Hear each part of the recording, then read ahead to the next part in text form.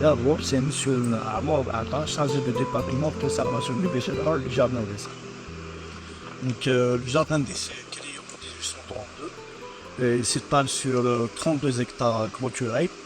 Euh, Rapidement, donc, on peut le présenter comme l'un des jardins botaniques les plus importants au monde.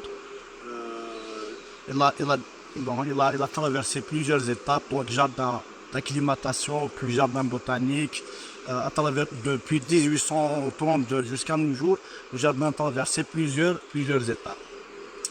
Et pour s'inscrire dans la démarche de la biodiversité et dans la valorisation euh, des déchets verts, justement, le jardin va faire une plateforme de compostage qui s'étale sur environ un hectare. Il va faire un ensemble de deux broyeurs, un retourneur et plus un clipper. Donc, les différentes étapes du compostage sont illustrées au niveau de cette plaque. Donc, première étape, il consiste donc à faire un ramassage. Il y a deux équipes qui font un ramassage des déchets verts. Donc, tous les produits issus de l'entretien, taille, élagage, tonte et tout, ils sont ramassés par les équipes du jardin, puis évacués au niveau de cette station.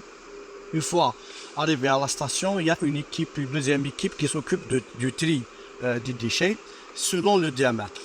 Parce que les broyeurs, c'est-à-dire les broyeurs dont on a en possession, là, donc, parois d'un diamètre de 20 à 25 cm et le deuxième inférieur à 20 cm. Donc, c'est pour ça qu'une équipe est spécialisée pour faire le tri. Donc, tout ce qui est en dessous de 25 cm, il est mis à côté du broyeur. Tout ce qui est en dessus de 25 cm de diamètre, il est mis à côté pour ensuite, là, donc, parois d'un diamètre de 20 à 25 cm et le deuxième inférieur à 20 cm. Donc c'est pour ça qu'une équipe est spécialisée pour faire le tri. Donc tout ce qui est en dessous de 25 cm, il est mis à côté du broyeur. Tout ce qui est en dessus de 25 cm de diamètre, il est mis à côté pour ensuite évacuer à l'extérieur. Donc la deuxième étape après le tri consiste à broyer les déchets verts, en utilisant bien sûr les deux machines. Une fois le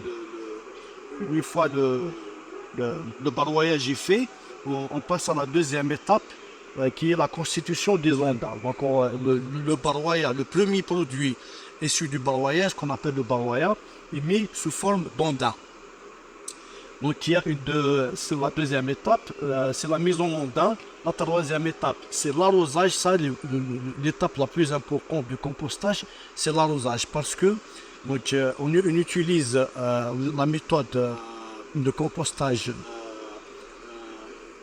aérobique. Donc, c'est l'utilisation des bactéries aérobiques pour la transformation de la matière végétale.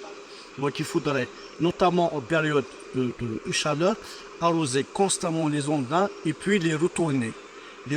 Pour ce faire, donc nous avons en possession ce qu'on appelle un retourneur. C'est une machine qui fait le retournement des ondins. Donc arrosage et retournement, c'est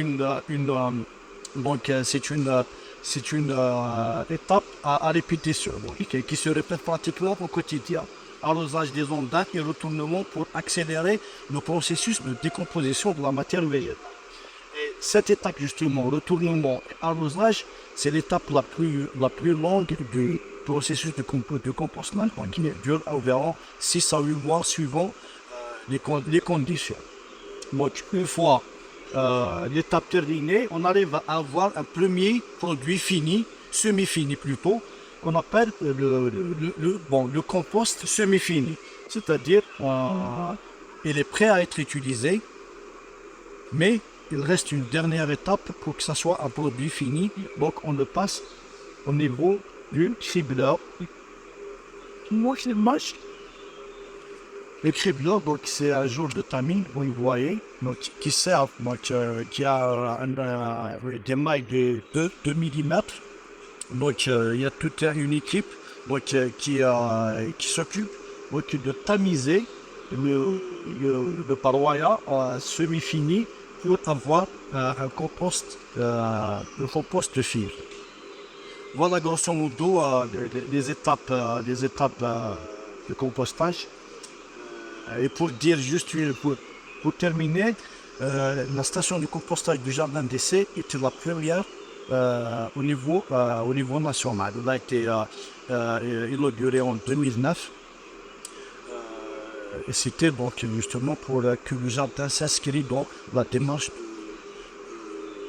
de la valorisation, la valorisation et la mise en valeur des déchets. C'était dans notre and the focus for the such. Bien sûr, après avoir fait une nomadie l'activité physique, à propos du centre de taf. Bon, c'est parti. Les petites factures difficiles à la vente pour le grand public et les particuliers. Mais la grande quantité, on va dire 80% du compost pour au niveau du jardin, il est réutilisé si les besoins du jardin. Et notamment pour les besoins de production des végétaux.